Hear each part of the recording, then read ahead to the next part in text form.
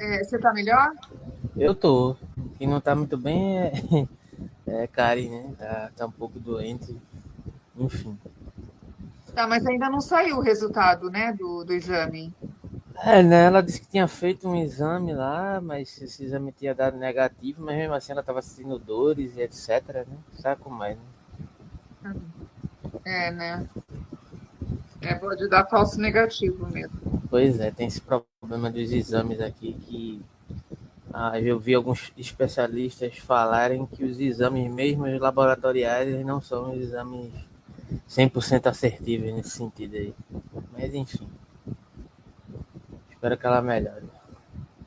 Então, mas de toda Tá. forma, vai, assim, não dizendo que tenha sido melhor assim, né? Porque não é o caso, mas que a gente vai poder talvez fazer um pouco da retomada aqui dos trechos aqui que ficaram pendentes, que foi. A gente parou do 3, não foi isso? A Foi. gente chegou a ler o 3 ainda, não foi? Lemos. A gente chegou a ler o 3 aí a gente. Onde eu parei com a cara, e na É. verdade foi no 6 indo pro 7. Aí a gente pausou lá. Acho que hoje a gente consegue fazer esse 3 o 4 e o 5 talvez o 6 com maior tranquilidade, assim, com menos tempo. Né? Enfim, é isso. Tá. Pra já na próxima, se ela tiver melhor, a gente já dá prosseguimento. Todo mundo junto. Então, só para ter, Tá bom. outra coisa também, se ficou alguma coisa assim no anterior, alguma questão, né? Porque talvez eu tenha corrido um pouco, né? Talvez, possivelmente, deve ter ficado alguma questão. Pode ficar à vontade para colocar aqui, que a gente tenta retomar também, inclusive. Viu? Tá, eu dei uma estudada assim ontem, né? E é que assim, ou eu faço, a gente enfrenta, né? E eu consigo ir retomando aos poucos, ou eu fico enrolando e não retomo, né? Uhum. Então eu consegui escrever um pouco sobre o que eu nem sei o que é, na verdade, eu tenho dificuldades com termos filosóficos, né? Como categorias, o que é categoria, o que não é. Então, por exemplo, quando você tem uma. Posso tirar uma dúvida? Pode Tem uma falar, dúvida? já estou ouvindo já. É, por- então, por exemplo, quando a gente fala de categorias, todo filósofo cria as categorias e outra. Tem categorias que são próprias de um filósofo e tem outras que são já de uso.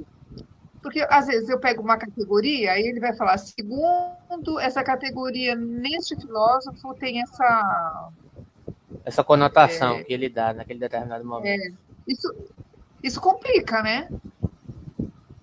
Complica, né? Porque é o seguinte, né?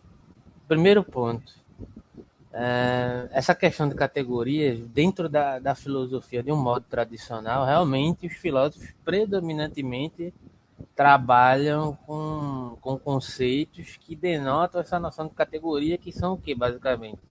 São conceitos que tentam demonstrar uma essência de algo, né?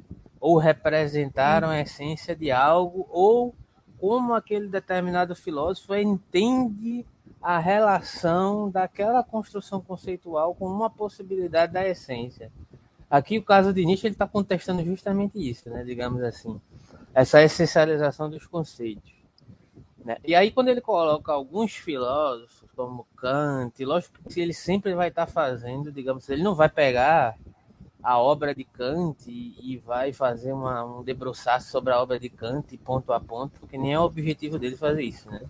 Mas ele vai pegar determinados recortes que servem a uma determinada demonstração daquilo que ele está criticando, né? Que aí Hum. já entra num Tá, certo tempo.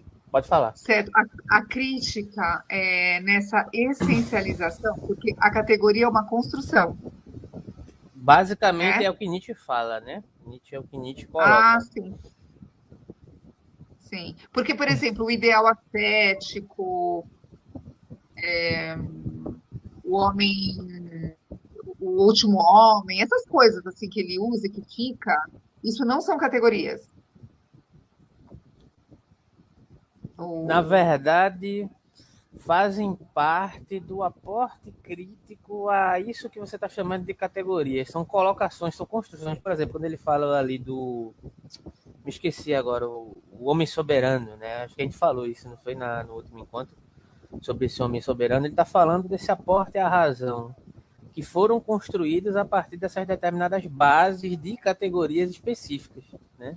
E é isso que a gente está Uhum, criticando. Apesar de que, por certos uhum, momentos, Nietzsche também, em certo sentido, ele vai se relacionar de algum modo, né? Não que ele vá dar prioridade a isso, mas em algum sentido ele vai se relacionar com alguns conceitos, uhum. de certa forma, de uma maneira, talvez a contrassenso do que ele mesmo coloca, né?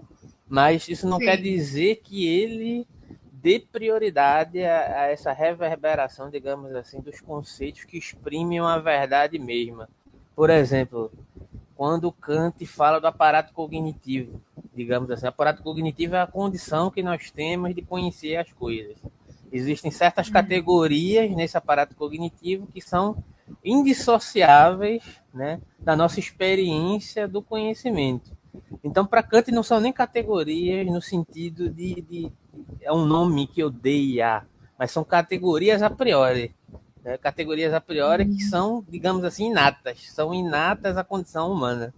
Essa é uma das uhum. questões que a gente vai dizer, não, na verdade esse aparato cognitivo aí ele é construído, ele é histórico, Sim. né?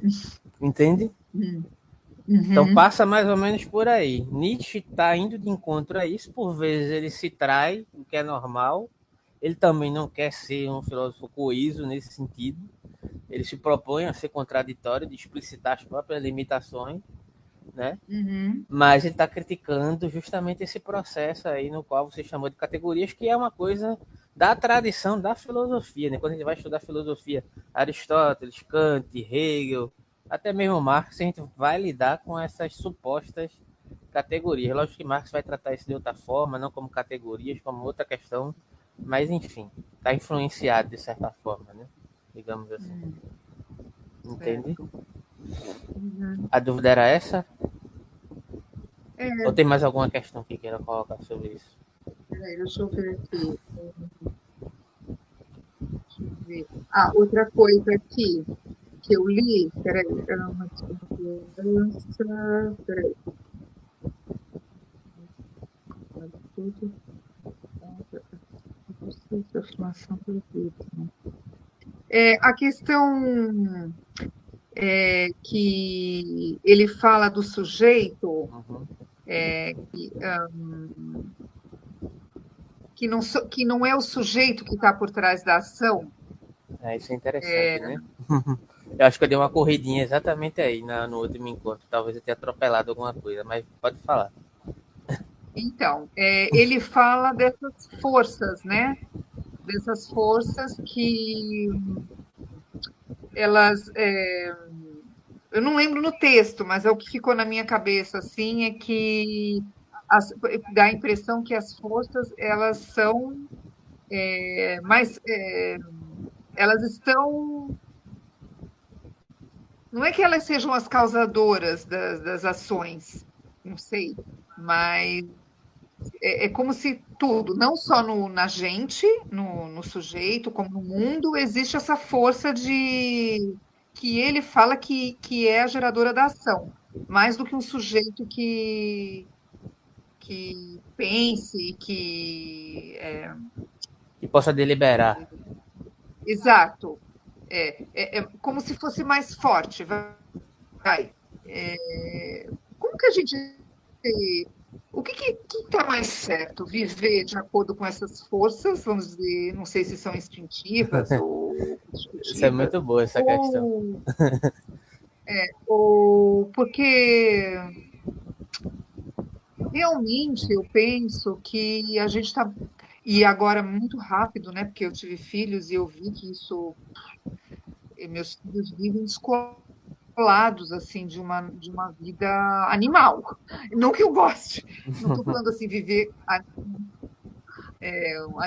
na verdade, até uma vez eu falei que meu filho tem assim, parece uma coisa mais animalesca, uma coisa sem banho, sem hora, sem Experimentar regras para novas se formas, alimentar. né? Experimentar novas condições de vida, Então, digamos.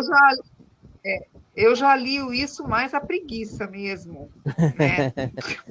Mas Não, mas assim, preguiça também faz parte, mas né? eu acho Digamos assim. Do... que a preguiça de ter um comportamento, só que ele vai ser cobrado, né? Tem uma certa imersão no qual você, por mais que, digamos assim, aquilo não seja deliberado, você queira fazer, criar um novo modo de existir, dentro do contexto social, você vai enfrentar algumas impossibilidades diante do seu modo de existir, digamos assim. Pois. Tá. Mas aí voltando lá, então, então o sujeito não delibera, então, segundo Nietzsche, ou inteiramente, ou são essas forças, e é, hoje não, ao longo da história, no caso, a moral, né, que tenha vencido naquele momento, ou naquela região, a moral que venceu, ela então age para frear essas forças. É isso, mais ou menos? Então, Hum, passa por aí. eu queria saber a questão do sujeito, então, segundo Nietzsche, ele não é o que delibera. É justamente essa questão. A minha interpretação desse contexto, eu Hum, acho que tem outros textos, inclusive em Zaratustra, que vai servir para deixar isso um pouco mais claro.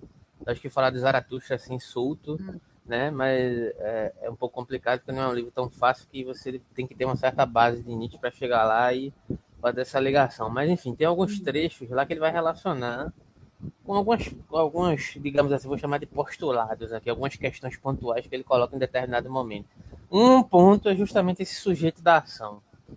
O que eu creio que Nietzsche está falando nesse determinado contexto, a gente pode justificar no próprio texto, e sim, alguns comentadores, eu posso até posteriormente mandar alguns textos de base que trabalham essa questão para você aí, alguns artigos do próprio grupo de estudos Nietzsche, etc., que vão, de certa forma, dar a porta que eu estou falando aqui. Não é necessariamente que o ser humano ele não pode deliberar sobre determinadas coisas, mas é que existe uma forma de deliberação que foi produzida. E essa forma de deliberação que foi produzida foi baseada numa ideia de subjetivação de determinados modos de existir, digamos assim, dentro do contexto do que ele está falando aqui na genealogia da moral, da relação da moral de senhor e de escravos, tem que lembrar dessa questão aqui, diante de uma moral que se exigiu predominante a partir de um modo reativo de existir. Que moral predominante foi essa? A moral dos escravos. No sentido de que existia um contexto cultural em conflito durante vários momentos da humanidade que Nietzsche tentou colocar aqui, tentou nos demonstrar através de todos os trechos que ele vem falando desde o início, dos moralistas ingleses, dos fisiologistas, tudo isso ele está colocando a problemática da linguagem, inclusive, que perpassa essa questão dessa uhum, produção desse modo deliberativo ligado a esse sujeito coeso, capaz de fazer promessas, hum, capaz de se manter previsível, doméstico, hum. seja lá mais o que for que você associar esse tipo de comportamento, que é proveniente de uma virada cultural que faz parte de uma certa transvaloração dos valores dos escravos, digamos assim, fisiopsicologicamente falando. Então, esse sentido que ele coloca dessa subjetivação da ação é justamente proveniente dessa produção desse sujeito moderno, sabe? Não Inclusive, até não só sobre a igreja, mas também para o Estado, também isso é importante domesticar, né? para a igreja, para o Estado, Formação do Estado, para o Estado, a filosofia, para a ciência, para a fisiologia, para a literatura, tudo isso ele está criticando aí. Às vezes não de forma muito Uhum. clara, mas né, tá ali no pacote, digamos assim. Tanto é que em um outro momento, parece que Nietzsche está falando que, na verdade, não existe livre-arbítrio. Como foi construída essa ideia do livre-arbítrio? Mas ele vai admitir